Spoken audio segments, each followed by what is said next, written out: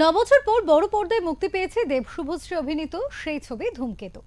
ছবির থেকেও সবথেকে দর্শক আরো অপেক্ষায় ছিলেন আবারও কবে একসঙ্গে দেখা যাবে দেব এবং শুভশ্রীকে সেই বিষয় নিয়ে। ছবি মুক্তির আগেই ধূমকেতু টিম আকর্ষণীয়ভাবে লঞ্চ করেছিলেন ট্রেলার এবং তারপর পৌঁছে গিয়েছিলেন বড়মার মন্দিরে। দেব শুভশ্রীর এই ছবি নিয়ে দর্শকদের মধ্যে ব্যাপক উত্তেজনা তৈরি হয়েছিল।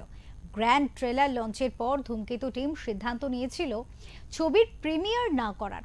14 আগস্ট ছবি মুক্তির পর ইতিমধ্যেই প্রায় 10 কোটিরও বেশি ব্যবসা করে ফেলেছে ছবিটি।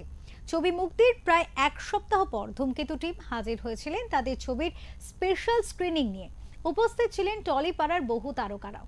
এদিন দেব এসেছিলেন রুক্মিণীর হাত ধরে। নানা মুহূর্ত বন্দী হয় ক্যামেরায়। না আর মুখে বলবো না কেমন ছিল সেদিনের অনুষ্ঠান এবং এই সাফল্য নিয়ে কলাকুশলীরা কি বললেন, নিশ্চয়ই দেখতে ইচ্ছা করছে। চলুন দেখে নেওয়া যাক।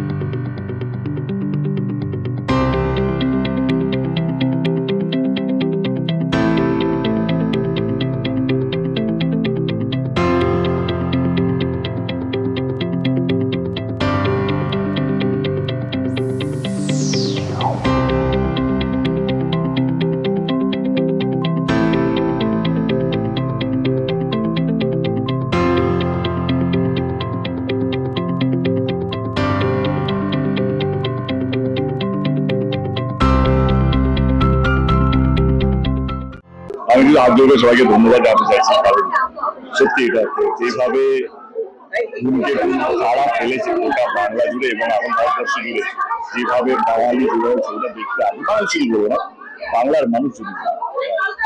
আমি সবসময় বলতাম বাংলা ছবির দর্শক আর বাংলার দর্শক আলাদা, কোথাও জন্য সেটা মিলেমিশে একাকার হয়ে গেছে ধূমকেতুর ক্ষেত্রে।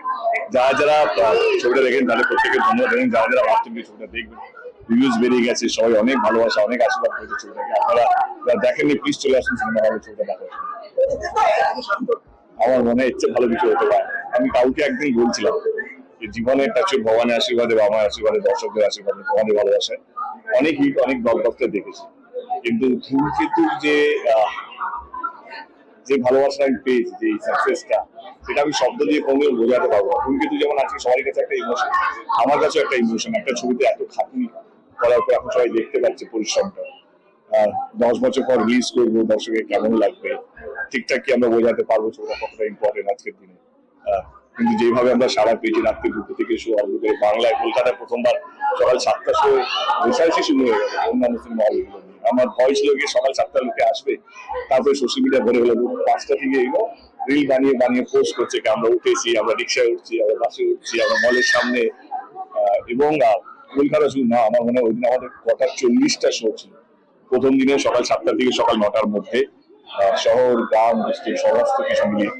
তো এটুকু বলবো ধন্যবাদ বিশ্বাস করার জন্য। ধূমকেতু রেসটা এখন শেষ হয়নি, সবে শুরু হয়েছে। আমি চাই যারা যারা এখনো বসে আছে, এটা শুধু দেব শুভশ্রী ছবি না, আমার মনে হয় সবাই দুর্দান্ত অভিনয় করেছে। আমি যেটা বলেছিলাম ইন্টারভিউ থেকে দুজন মিলে জাতীয় পুরস্কার পাওয়া উচিত। উল্লাউরা আছে, লোকানন্দাদি আছে, সবাই এত ভালো কাজ করেছে, প্রত্যেকটা ডিপার্টমেন্ট আমার মনে হয় যে তাদের বেস্টটা দিয়েছে। এবারে যা সাকসেস হচ্ছে সেটা তো বটে, কিন্তু এটা শেষ না, এটা শুরু হলো। আমার মনে হয় আরো মানুষের দেখাও দেখতে আমি অনুরোধ করবো কি আসুন ছবিটা দেখুন।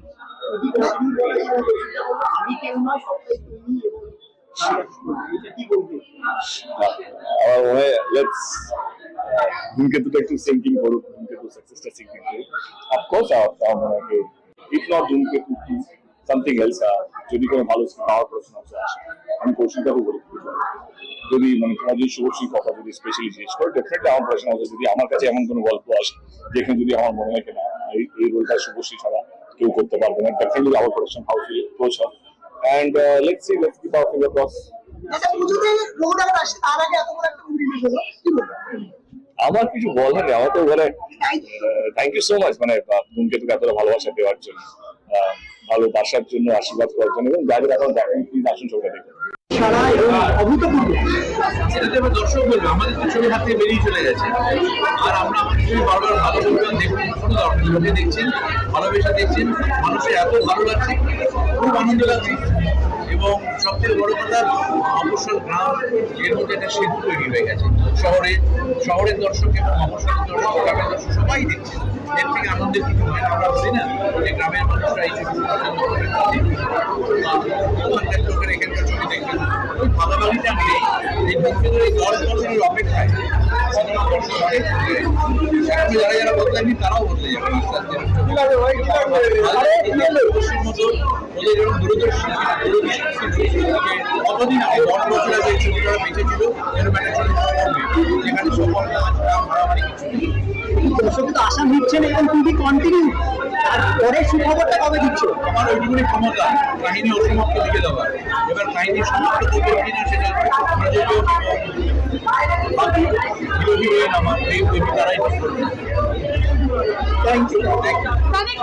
দেখো দেবদার ফিল্ম, এটা সবারই ভালো লাগারই কথা, ভালো ছাড়া আর কিছু মুখ থেকে বেরোবে না। তো অবভিয়াসলি আমারও ভালো লেগেছে, যেইটুকু দেখেছি। এরপরে বাদ বাকিটা টিকিট কেটে দেখবো।